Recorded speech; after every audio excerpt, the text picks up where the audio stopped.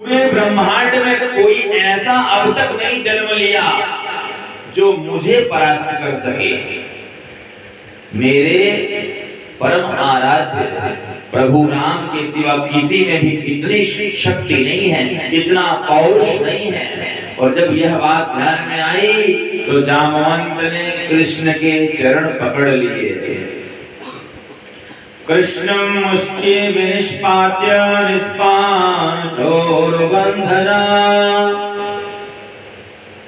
शिक्षीण सत्व सिन्नगात्र महामातीव विस्मितो। आश्चर्यचकित होके उन्होंने जान लिया कि ये मेरे प्रभु ही हैं। कृष्ण का चरण पकड़ लिया जामवंत ने। कृष्ण ने उन्हें उठाया। जामवंत जी ने कहा, हे प्रभु, मैं आपको पहचान नहीं पाया। अपने आराध्य प्रभु से मैं इतने दिनों से लड़ता रहा। बड़ा ही अभागा है ये जामवंत जो अपने स्वामी को नहीं पहचान पाया। भगवान ने कहा, जामवंत, तुम्हारे स्थान पे कोई भी रहता यही करता जो तुमने किया। हमें तुम्हारी वीरता पर बड़ा गर्व है। धन्य हो तुम। रो रहे हैं जामवंत जी।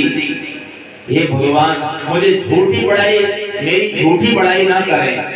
मैं बड़ा आज लज्जित हूँ जो आपसे मैं युद्ध करता रहा। मुझे क्षमा कर दीजिए।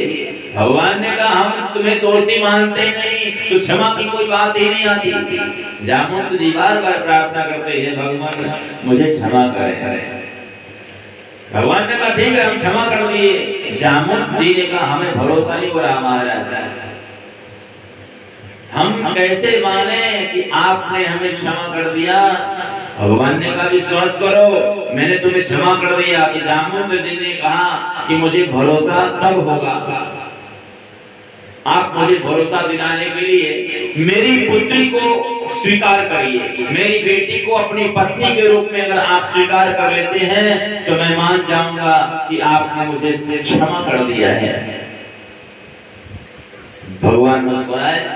जामवंत जी ने अपनी बेटी जामवंती कृष्ण को सौंप दी, जो अतीव सुंदर थी।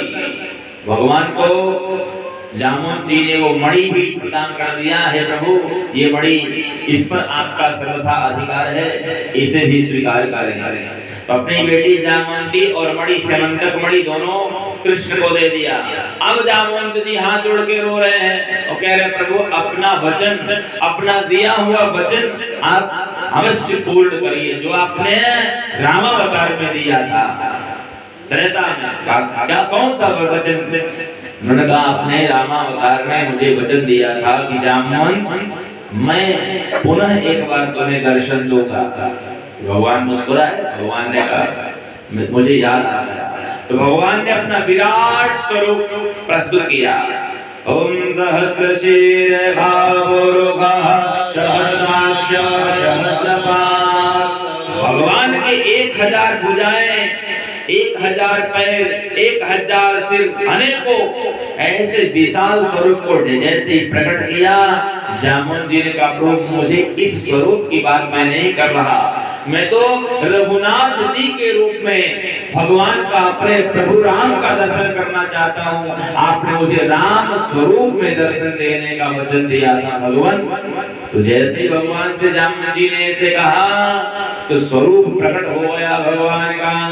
दक्षिणे लक्ष्मणो यस्य भावे च जनकात्मजा पुरतो मारुतिर्यस्य तं वन्दे रघुनन्दनम्। राम जी, रघुनाथ जी मैया जानकी के साथ स्वयं हनुमान जी जिनके समक्ष बैठे हैं, ऐसा विग्रह प्रकट हो गया।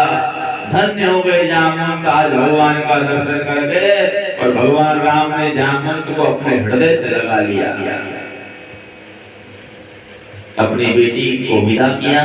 जामवंत जी ने कृष्ण जामवंती के साथ मणि को लेके नगर में पहुंचे और उन्होंने वो मणि सत्रजीत को समर्पित कर दी कि सत्रजीत, ये आपकी मणि है, यह आपका धरोहर है। जो प्रसेनजित को मार के सिंह को मार के रीछराज जामवंत ने लिया था, और पूरे सभा में इस बात की चर्चा हो रही थी कि कृष्ण ने मणि चुराई है। तो महाराज ये अपनी मणि स्वीकार करें, इसमें मेरा कोई दोष नहीं। इतना कहते सत्यजित बड़ा लज्जित हुआ। जब उसने देखा कि कृष्ण दोषी नहीं है, तो हाथ जोड़ के कृष्ण से उसने भी क्षमा मांगना आरंभ कर दिया। महाराज मुझे क्षमा करिए, मैं बड़ा लज्जित हूँ, मैंने बहुत भला बुरा आपको कह दिया। भगवान ने कोई बात नहीं है, मेरे मन में कोई मलाल नहीं, मुझे तनिक कष्ट नहीं है। महाराज अपनी मणि रखो। उन्होंने कहा मुझे क्षमा कर दीजिए। कृष्ण ने कहा हमने आपको क्षमा किया। उसने कहा मैं नहीं मानता, जब आप मेरी एक शर्त मान लें तो मैं मान लूंगा कि आपने मुझे क्षमा किया। कृष्ण ने कहा बताओ। तो सत्यजित ने कहा कि मेरी बेटी सत्यभामा को आप अपनी पत्नी के रूप में अगर स्वीकार करते हो तो मैं मान लूंगा कि आपने मुझे क्षमा किया। तो कृष्ण ने सत्यभामा को भी स्वीकार किया। यह भगवान का तीसरा विवाह रहा।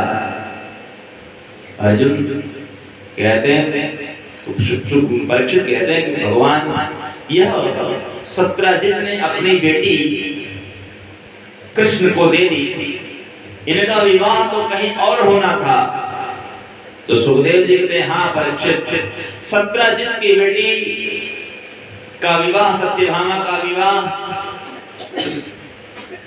किसी और से होना था, जिसका नाम था शतधन्वा।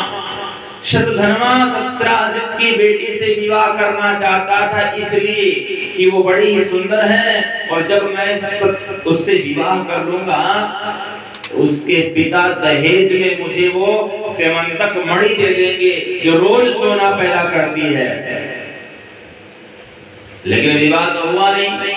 शतधन्वा को अक्रूर जी और कृतवर्मा दोनों ने सिखा पढ़ा दिया, करो बेटा तेरा विवाह तो हुआ नहीं, पत्नी तो हाथ से चली गई, मणि सत्यजित के पास है तो सत्यजित को मार दे और मणि ले ले। कृतवर्मा और अक्रूर जी ने ऐसा पढ़ा दिया। शतधन्वा वहां पहुंचा और सोए हुए सत्यजित का गला काट दिया, वो मणि ले लिया। मणि तो रख लिया शतधन्वा ने, लेकिन वो जानता था कि ये मणि मैं रख नहीं पाऊंगा, इसलिए ले जाके वो मणि अक्रूर जी को दे दिया और खुद भाग गया। जब ये बात पता चली तो लोगों में गाना फूसी होने लगी कि लगता है कृष्ण ने बड़ी चालाकी से सत्यजित को मार दिया है और मणि ले गए। बेटी तो ले गए पहले, और दहेज में मणि मिलनी थी, वो मणि नहीं मिली तो मार के मणि ले लिया। अब दोबारा कृष्ण पे कलंक लग गया तो कृष्ण ने कहा इसे भी मैं मिटा दूंगा। भैया बलराम जी और कृष्ण दोनों भाई रथ पे आरूढ़